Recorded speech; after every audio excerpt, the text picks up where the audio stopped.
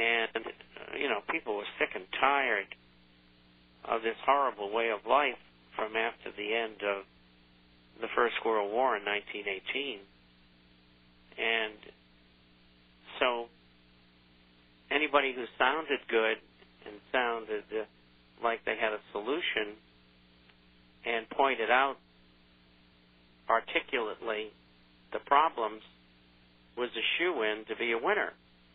And to take it one step further, if you lived in Europe at that time, particularly in Germany, you had two choices.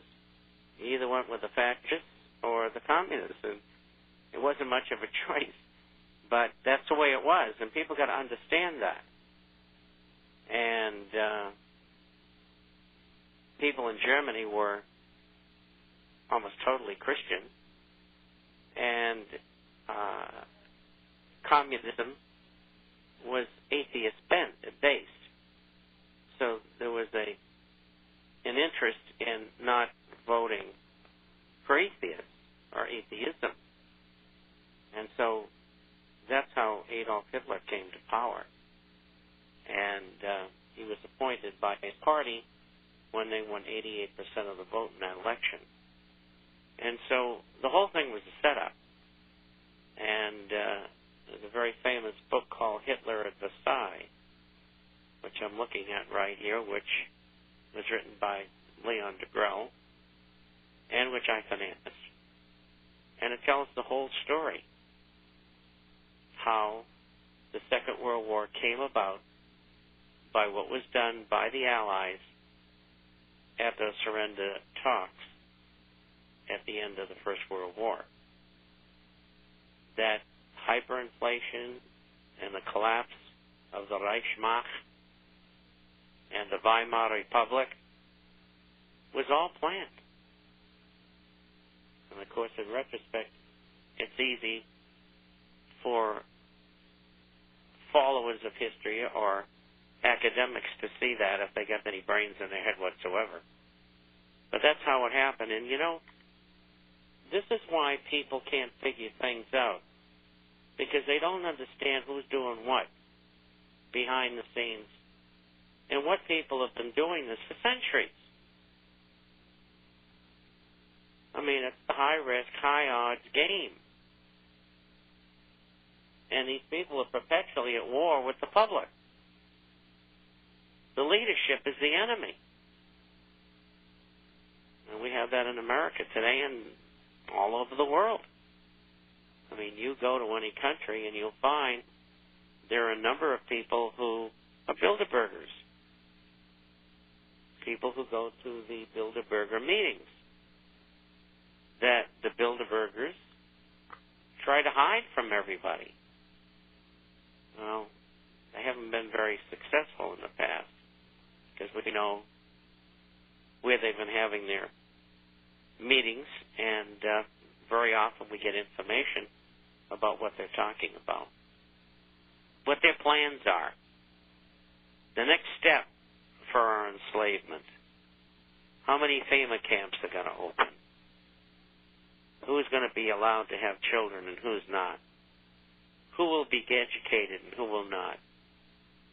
Everyone will have a chip so that we know that if anybody says anything negative about the government, the chip is disabled and you can't use your credit at the international database, and then you can't eat. This is the future. This is what these people want. These people are evil.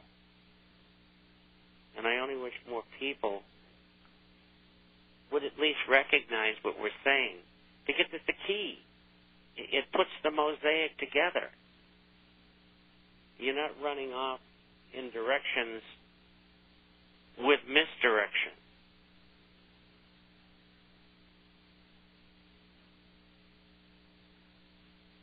So, I mean, then you could actually say, this might be a dumb statement, but leadership, you said leadership is the enemy, so it means eventually all leadership is the enemy. And isn't it like just the evolution of each civilization as it progresses from point A to point B to C to D? Well, there are good people within the evolution who are caught up in it that are not part of it. And from there will come the leadership when the people who are in charge of what is going on are removed from what they're doing. And that has to happen. Because if it doesn't happen, I don't think people of the world are going to like what these people have got planned for them. I mean, they are absolutely insane. They might look like they're sane, traipsing around in their $4,000 suits and good education, articulate, wealthy. But they're evil. They're just nothing more than common crooks. And, you know, you can dance around the subject and try to make excuses and let your mind run off in different directions, like this party against that party, or this ism against that ism. It's not going to do you any good. You got to go to the heart of the matter, and that's what the heart of the matter is. Since Turkey has been snubbed by EU, would it be natural for Turkey to ally themselves with Iran, especially after the spout at Davos between Turkey and Israel about Hamas? I guess that was last week when at Davos there was an argument between Israel's president and regarding the recent fighting in the Gaza Strip, and the Turkish prime minister told him that you are killing people. That's correct, and the Turkish prime minister is correct. It was a unilateral. Now, granted, Hamas was shooting rockets into Israel, and they shouldn't have been doing that. But you don't go in and, wipe out a few thousand civilians for that. I mean, blowing up schools and hospitals. Their accuracy is good enough that those things shouldn't happen all the time. And so it was deliberate. And they were using phosphorus and those cluster bombs. Those are only used against large military positions. And they did the same thing when they were in Lebanon. And what they're doing is in total wrong. But the other matter is pertaining to Turkey's entry into the European Union. And the EU is just dancing them around.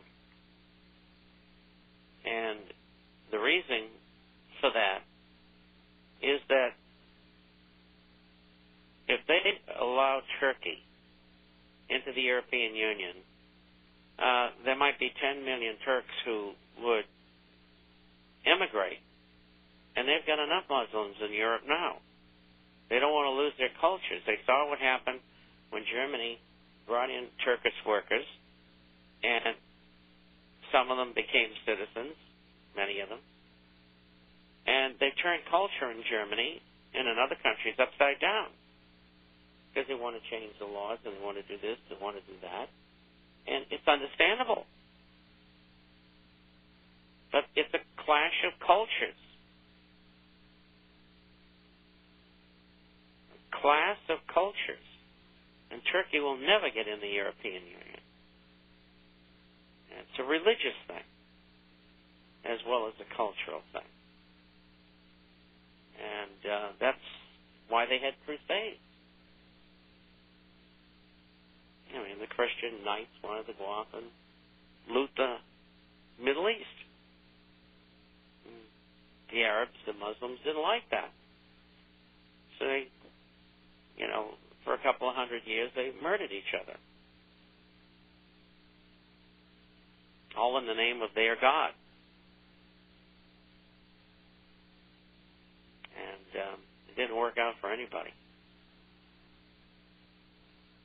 Well, how does the EU continue to function? Because they never signed the Constitution, did they? No, but there's such vested interest in all of these positions in the European Parliament and all these agencies. They run without it. The whole thing is a charade. It's like something out of the Mad Hatter.